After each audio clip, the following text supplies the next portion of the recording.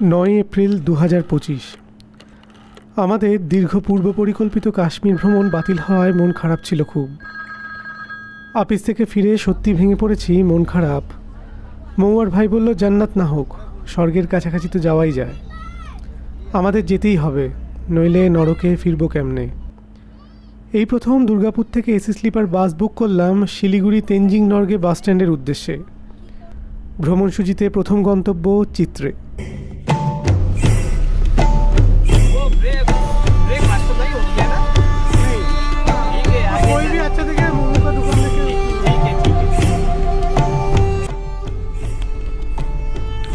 Siliguri bus stand পৌঁছালাম 1 ঘন্টা লেটে। কুমার ভাইকে আগেই বলা ছিল। কুমার ভাইয়ের ফোন নাম্বার এবং গাড়ি ভাড়া ডেসক্রিপশনে দেওয়া থাকলো। আবহাওয়া দপ্তর জানান দিল উত্তর ও দক্ষিণবঙ্গে নিম্নচাপের কারণে ভারী বৃষ্টির পূর্বাভাস। সে যাই হোক, চা বাগান পেরিয়ে, শুকনা এবং আরও অনেক ফরেস্ট পেরিয়ে আমরা চললাম মানেভানজাংয়ের উদ্দেশ্যে। সেখান থেকে পারমিশন নেওয়া আবশ্যক।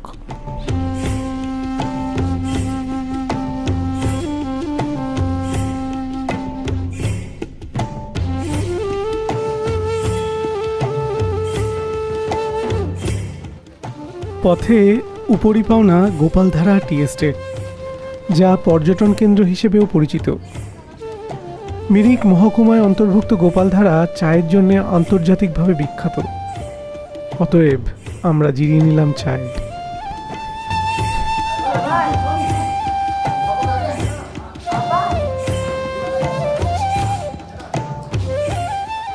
12টা নাগাদ পৌঁছালাম মানেভানজাংয়ে। দার্জিলিং জেলার দার্জিলিং সদর মহকুমার একটি অঞ্চল এই মানেভানজাং। নেপাল বর্ডারের পাশেই অবস্থিত। মানেভানজাং থেকে সিঙ্গালীলা জাতীয় উদ্যানের মধ্যে ট্রেকিং বা গাড়ি নিয়ে প্রবেশের জন্য একটি পারমিটের প্রয়োজন হয়, যা মানেভানজাংয়ে বন বিভাগের চেক পয়েন্ট থেকে পাওয়া যায়। ল্যান্ড অফ ল্যান্ড রোভার্স হলেও দেখলাম বোলেরোও জায়গা করে নিয়েছে।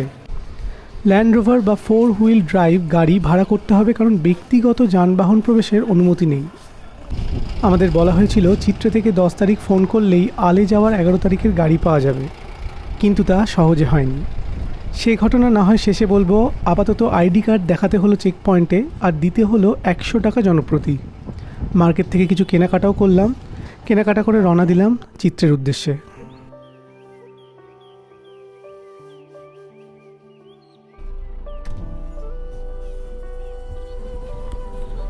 চিত্রে ভিউ পয়েন্ট হোমস্টে যখন পৌঁছালাম তখন ঘড়িতে 1টা। চিত্রেকে যদি 2 ভাগে ভাগ করা যায় তাহলে একটা আপার চিত্রে আর লোয়ার চিত্রে। আমরা ছিলাম আপার চিত্রেতে।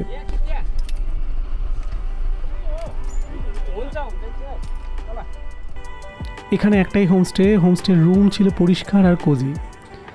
তাসি ভাই এবং তার পরিবারের ব্যবহারও ছিল অমায়িক। খাওয়া থাকা মিলিয়ে এখানে খরচ 1300 পার পার্সন পার ডে।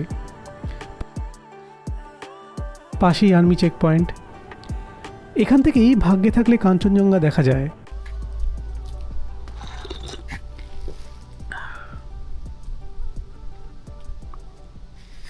হোমস্টের সামনেই দেখলাম আছে সালামান্ডা পন্ড। শুনলাম বর্ষাকালে তারা মাটির অবগুণ্ঠন সরিয়ে বেরিয়ে আসে। হোমস্টেতেও দেখতে পাওয়া যায়।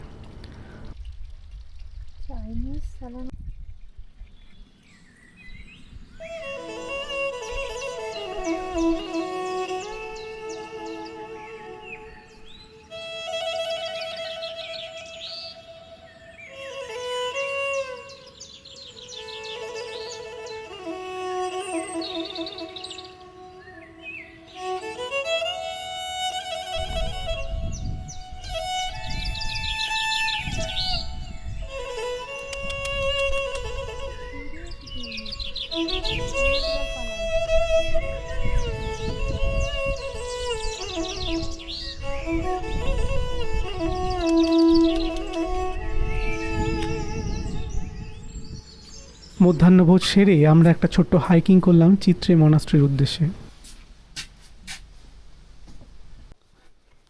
আমরা চলেছি এখন চিত্রের মনাস্ট্রির উদ্দেশ্যে।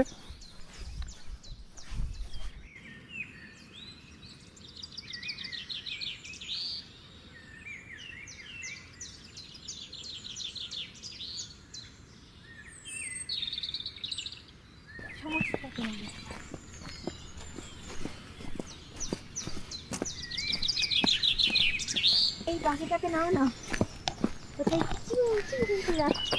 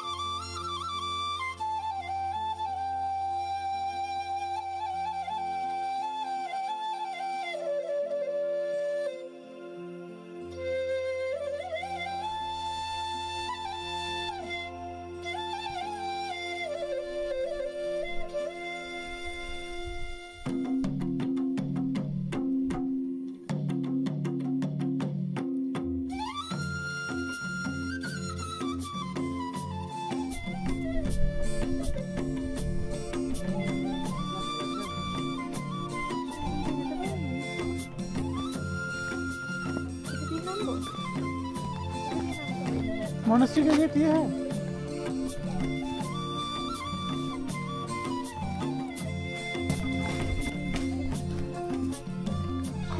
খুব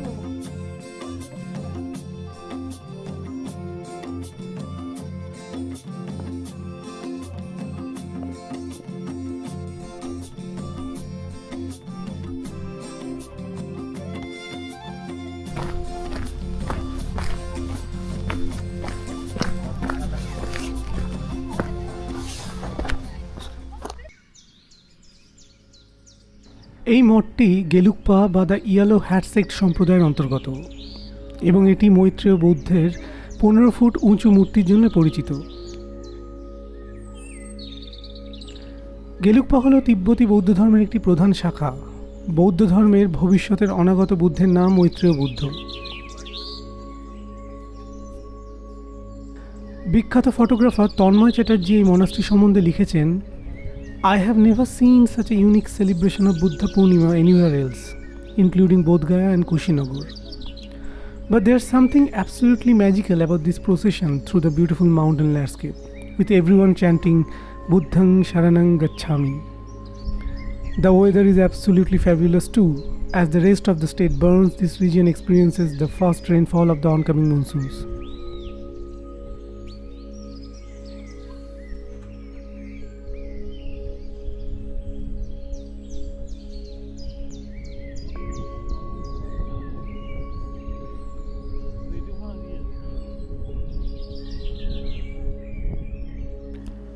চিত্রি মনাস্ট্রি থেকে যখন হোমস্টেতে ফিরে এলাম তখন সন্ধে নামছে। সারাদিন ক্লান্ত থাকায় তাড়াতাড়ি রাতের খাবার খেয়ে শুয়ে পড়লাম। তবে পরের দিন যখন নিদ্রা ভাঙল তখন সূর্যোদয় দেখার আশা শেষ। তবু সূর্য তার উপস্থিতি জানান দিচ্ছিল ভালোভাবে। চারিদিক পরিষ্কার, মেঘের চিহ্ন মাত্র নেই।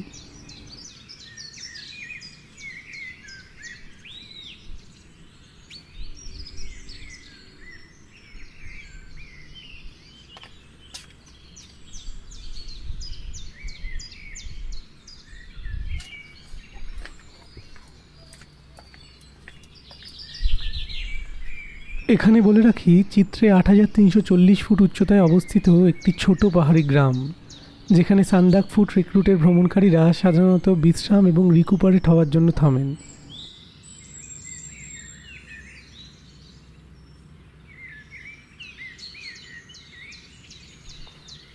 যে সারমেয়টিকে দেখছেন সেটা এই হোমস্টেরই একজন সদস্য, নাম টিমি। একদম ছুঁয়ে গেল।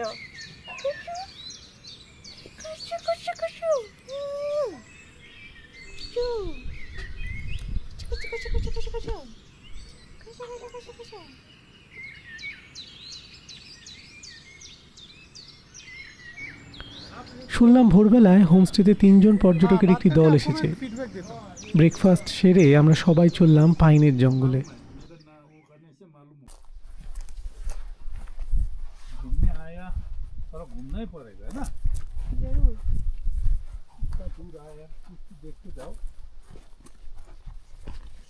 जो है वैसे ही। ओरिजिनलिटी की जरूरत है ना, ओरिजिनल चीज। ये आप मेरे पीछे पड़े তাসি ভাইয়ের বাবা এবং টিমি কিছু দূর অবধি আমাদের সঙ্গী হলো। উনি পরামর্শ দিলেন রাস্তা হারিয়ে গেলে ইউটিলিটি পোল ফলো করতে। ভদ্রলোককে অবিশ্বাস করতে মন চাইল না যখন তিনি জানালেন সেই জঙ্গলে পান্ডাও দেখতে পাওয়া যায়। এখানে সাবটেক্সট হলো এই অকাল বর্ষায় কাঞ্চনজঙ্ঘা দেখতে পাওয়ার জন্য যে ভাগ্যের দরকার তার চেয়ে 500 গুণ বেশি ভাগ্য লাগবে।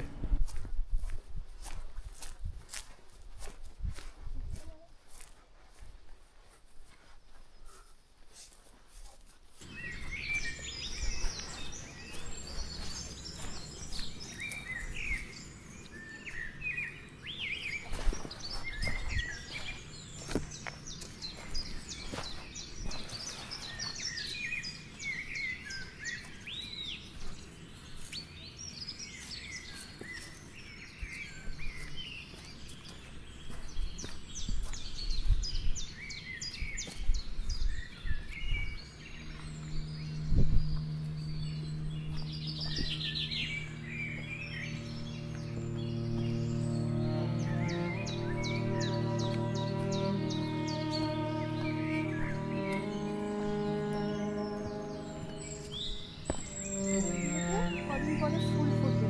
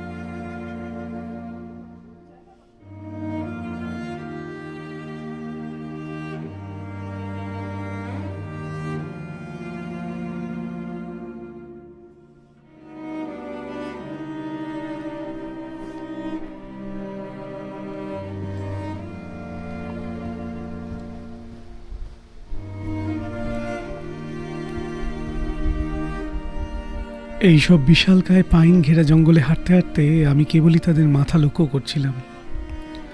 তাদের কাছে আমি সামান্য হয়েও অসামান্য মনে হয়েছিল নিজেকে। আমার লেখা একটি কবিতার লাইন মনে পড়ছিল, যেন এইসব পাইনেরা আমায় বলতে চাইছে, তুমি বোঝনি আকাশ, তুমি বোঝনি হিমালয়, তুমি বোঝনি মহৎ তার সীমারেখা জানে।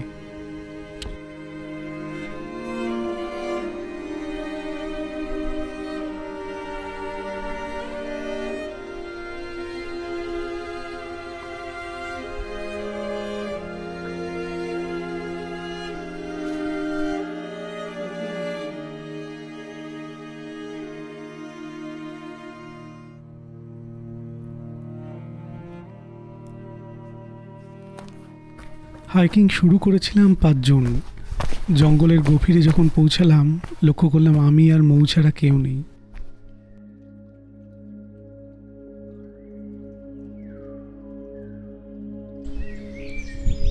ঘাসের সাগরে ফড়িংয়ের ডিঙি নৌকো, খেলে রোদ্দুর বৃত্ত ত্রিভুজ চৌকো। ফড়িংয়ের ডানা আঁকড়ে সূর্য খেলে, প্রজাপতি হওয়া শুয়োপোকা পাখা মেলে। ঘাস ফুল দোলে দোলে মোরগের ছুটি, শালিকের চোখে দুলছে আমার ছুটি। টুনটুনি তার সঙ্গীকে ডাকে জোর, এমন সকালে ঘুম ভাঙল না তোর। ডাক শুনে পাখি এগোচ্ছে গুটি গুটি, তার পায়ে পায়ে দুলছে আমার ছুটি। পুকুরে ছলকে উঠল মাছের লাফ, ব্যাঙাচি দেখি চনমনে ডোরা সাপ। সবুজ শ্যাওলা যথারীতি উদাসীন, তার কাছে সারা বছর ছুটির দিন। শামুকের মুখ খোলস পেরোলো সবে, অনেকটা পথ এবার পেরোতে হবে। আমারও এখনো কিছুটা রাস্তা বাকি, তোমাকে বলছি সঙ্গে আসবে নাকি?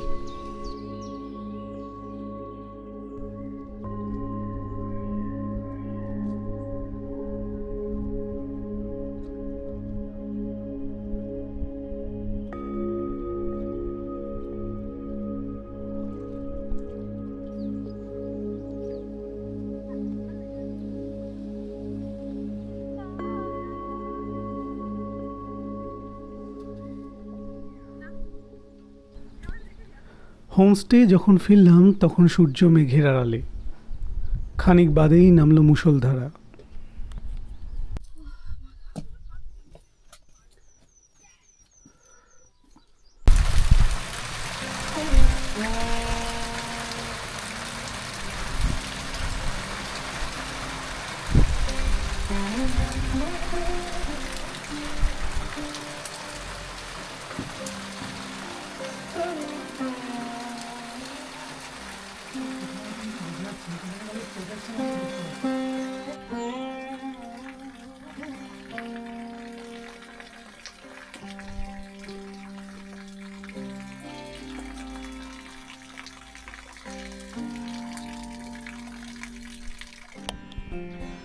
বৃষ্টি যখন একটু কমলো, আমি আর মৌ স্যালামেন্ডার পন্ডে গেলাম, এই আশায় যদি একটিও দেখতে পাওয়া যায় এই অকাল বর্ষণে।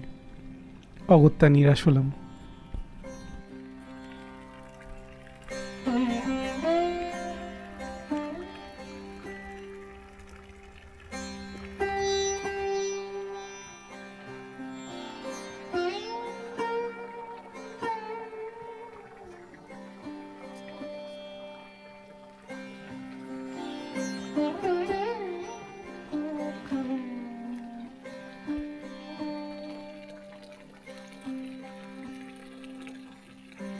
রাতে মেঘ কেটে গেল, চারিদিক আরও পরিষ্কার হলো চাঁদের আলোয়। দূরে পাহাড়ের গায়ে শহরগুলোর আলো দেখা যাচ্ছিল। দেখা যাচ্ছিল দার্জিলিং, শিলিগুড়ি, ये नेपाल কার্শিয়াং। मार्केट है, ये नेपाल का कन्याम में है, हाँ, इलाम जिला का कन्याम।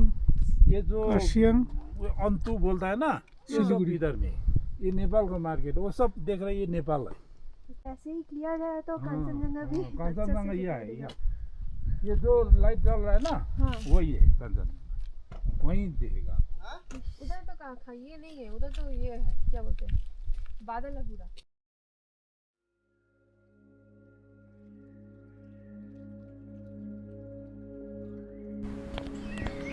পরের দিন সকালে সূর্যোদয় দেখে মন যেমন আপ্লুত, আবার অন্যদিকে এক ফালি যে কাঞ্চনজঙ্ঘার দেখা পেলাম তাই ক্যামেরায় ধরা দুষ্কর। সূর্যোদয় দেখে মনে হচ্ছিল সূর্যের আবির্ভাবে কেউ যেন সাদা মেঘের কার্পেট পেতে দিয়েছে।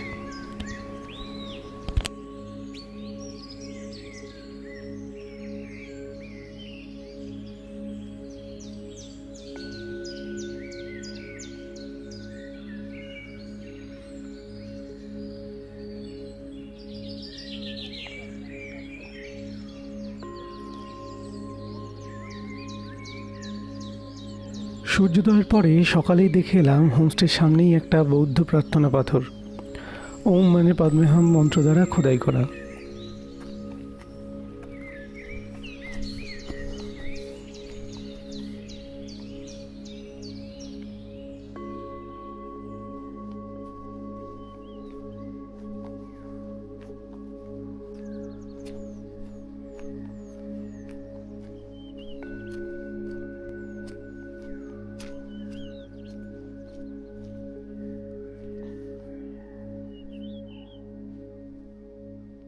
আজ আমাদের শেষ দিন চিত্রেতে। আমরা টেনশনে ছিলাম কারণ যে Land Rover owners welfare association car provide করে তারা বলেছিল 11টায় আলে যাওয়ার গাড়ি পেয়ে যাব। পরে জানালেন গাড়ি আসবে 1টায়।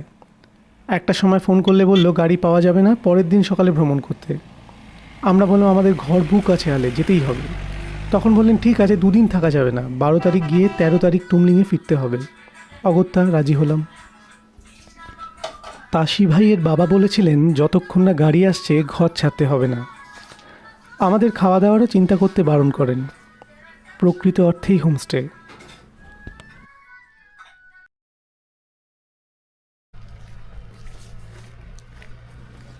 চেকপয়েন্ট পেরিয়ে আমি, মৌ, তাসি ভাইয়ের মা ও ছোট্ট তিমি চললাম প্রাতঃভ্রমণে।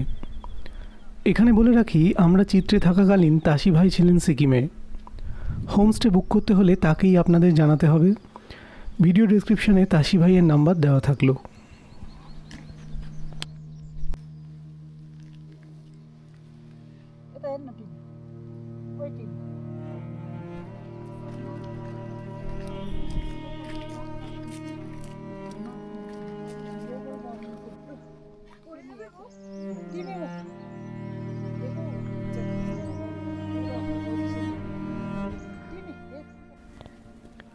হাঁটতে হাঁটতে তাসি ভাইয়ের মা কিছু কথা বললেন যা সত্যিই চিন্তার বিষয়। উনি জানালেন বিশ্ব উষ্ণায়নের কারণে লোয়ার অল্টিটিউডের উদ্ভিদ প্রজাতিগুলি হায়ার অল্টিটিউডে প্রসারিত হতে দেখা যাচ্ছে। উষ্ণতা বৃদ্ধির ফলে ঘটে চলেছে বাস্তুতন্ত্রের গঠনে পরিবর্তন, লস অফ বায়োডাইভার্সিটি।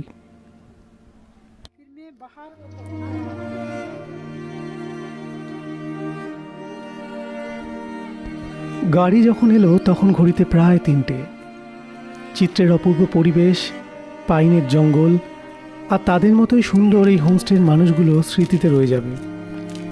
আপাতত গন্তব্য আল।